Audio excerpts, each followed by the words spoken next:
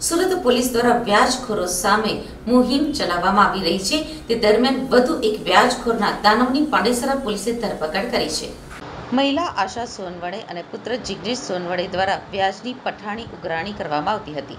માતા પુત્રને વ્યાજ કરતાં વધુ કિંમત ચૂકવી દેવા છતાં પઠાણી ઉઘરાણી કરતા હતા।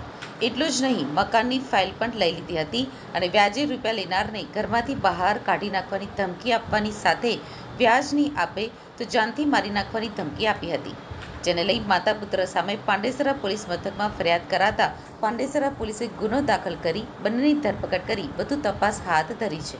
पांडेसरा पुलिस स्टेशन की हद में 3 फरियादी सामने आए और उन्होंने एक आशा सोनवणे और उसके बेटे जिग्नेश सोनवणे के खिलाफ़ फरियाद की कि इन्होंने ब्याज पे हमने पैसा लिया था, उसका हमने पैसा और ब्याज दोनों चुका दिया। उसके बावजूद भी ये लोग अभी भी हमें परेशान कर रहे हैं, गाली गलौज करते हैं और मानसिक शोषण करते हैं। उसमें पहला जो केस है जिसमें IPC 384 और नाना धीरदार अधिनियम की कलम के साथ में गुना दाखिल किया गया है।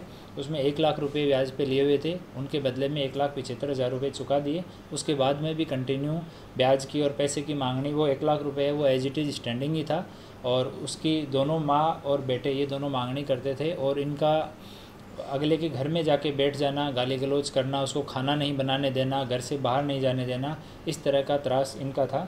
दूसरा जो इनके खिलाफ़ फरियादी आया उसमें फरियादी ने इनसे 1,75,000 रुपये अपनी धर्मपत्नी के इलाज के लिए ब्याज पे लिए थे। उसी समय पे 1,75,000 रुपये ब्याज पे दिए। उसके बदले में 2,27,000 रुपये के कागज़ पे इन लोगों ने साइन करवाए और साइन करवा के उसका मकान जो है वो ख़रीद लिया।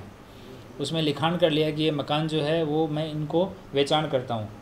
तो उसी टाइम पे इसने 50,000 रुपये ज़्यादा का लिखान करवा लिया। उसके बाद में कंटिन्यू ब्याज लेते रहे, ये पैसा जो है वो भी चुका दिया गया, लेकिन इसके मकान की फ़ाइल अभी भी उनके पास है और उस मकान पे कब्जा करके उसमें दूसरा किराएदार इसने बिठाया हुआ है। तो उसकी फरियाद पे IPC 386 और नाना धीरदार अधिनियम के तहत FIR दर्ज की गई है। तीसरा जो फरियादी सामने आया उसने 50,000 रुपये इनसे उधार लिए थे, उसके बदले में 54,000 रुपये चुका दिए और बाद में मंथली किस्त के रूप में भी ब्याज वो हर महीने चुका रहा था। उसके बावजूद उसका घर जो है वो आशा सोनवणे ने अपने दामाद के नाम पे गिरवी रखवा लिया और उसके मकान पे कब्जा कर लिया। तो इन तीनों की FIR दर्ज की गई है और बाद में जब पंचनामा के दौरान उसके घर पे पंचनामा किया गया तो 3-4 और फाइलें वहाँ पे मिली हैं। तो उन फाइलों में जिनका नाम है उनके साथ में अभी पुलिस कांटेक्ट कर रही है। अगर उनके साथ भी इस तरह का पैसा देके और इस तरह का टॉर्चर हुआ है तो उनको बुला के उनकी निवेदन लेके उनके खिलाफ़ भी गुना दाखिल किया जाएगा। तो अभी ब्याज के खिलाफ़ जो मुहिम चलाएगी उसके बाद में लोगों में जागरूकता आई है और लोग धीरे धीरे सामने आके और फरियाद कर रहे हैं।